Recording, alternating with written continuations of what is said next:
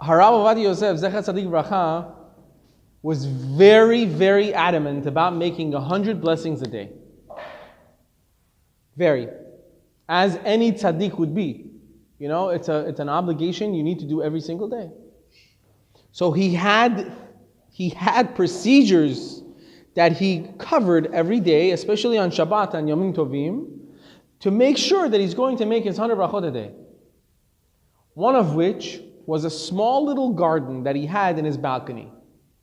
And his garden had different kinds of spices and things with different brachot, and would walk in there once in a while on Shabbat. In between his learning, he would go make brachot, mineh, atzeh, speh, and go back, and then again, once again, however much time would pass in the middle, so he would be sure that he's making. By the way, we should try our best to make more than 100 brachot a day, to add on to it. A blessing is a blessing. And Harav Avad Yosef, the type of person that he was constantly engrossed in his world of Torah. By that I mean, he didn't know half the time, he didn't even know what's happening around him when he was delved so deep into Torah learning. And that is how everything was built around him. That's how his wife, his kids, everybody nurtured that. That's what they lived by. We need to make sure that the Hacham is capable and is always enabled to be able to do more. That's how he lived life. Baruch Hashem, his wife, the Rabbanit, was a tzaddiket beyond belief. That's a story for another time. How she made sure that Rabbi Ovadia is not missing anything so that he can grow to be the person that he became. So she took care of this garden.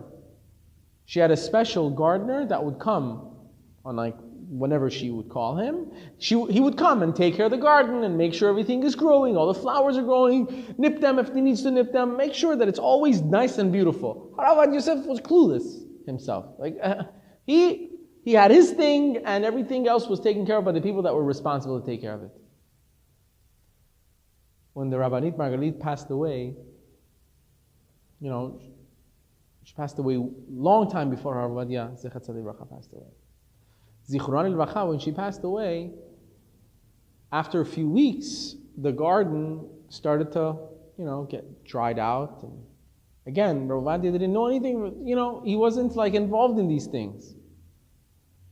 So there was nothing for him to go do mineh v'samim and stuff like that. So for a couple of weeks, he was kind of struggling on Shabbats to make his brachot.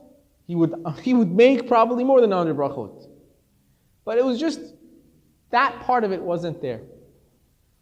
One day, the gardener comes to the house, knocks on the door. Now the gardener didn't ever deal with Rav Ovadia himself, really.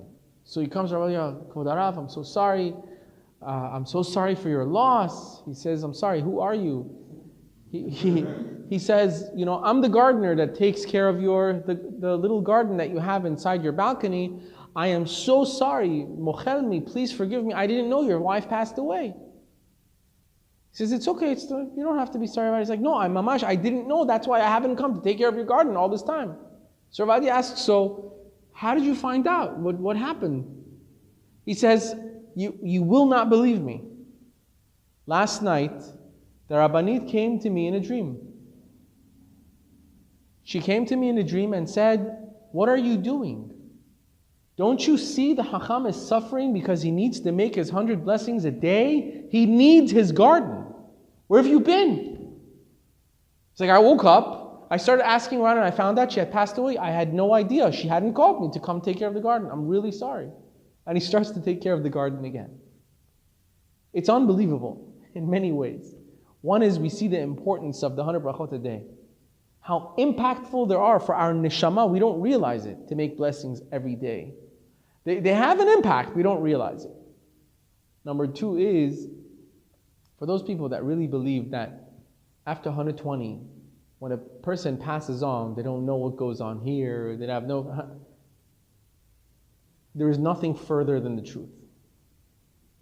After 120, the people know exactly what is going on this earth after them. especially they know what is going on around their family and the things that they cared about. And if they were involved in mitzvot, even they have the zechut that even when they're gone, they still get zechuyot, they still get merit from the mitzvot that they were involved in when they were alive. And that's a zechut for them. Because they're the ones who were involved in it, they're the ones who started it. So when a person starts a mitzvah, you start a charitable organization, start something like that, it's huge, because even after a person is gone, after 120, those things, every single time someone gets involved in that organization that you helped open, or in that mitzvah that you helped start, you get zechut from that. You get merit from that. You get elevated from it. Because you had a part in it. It's unbelievable. There has to be. It's the most logical thing you could possibly do. There has to be something other than that. Even though science today has finally come to the conclusion that the soul never dies. It becomes energy and forever lives. Right? It takes time for science to catch up. Right? Give it another 100 years, it'll be like, yeah, the soul actually goes somewhere else. We don't know where it is yet. And then one of them is going to be like, maybe after 120, we'll find out.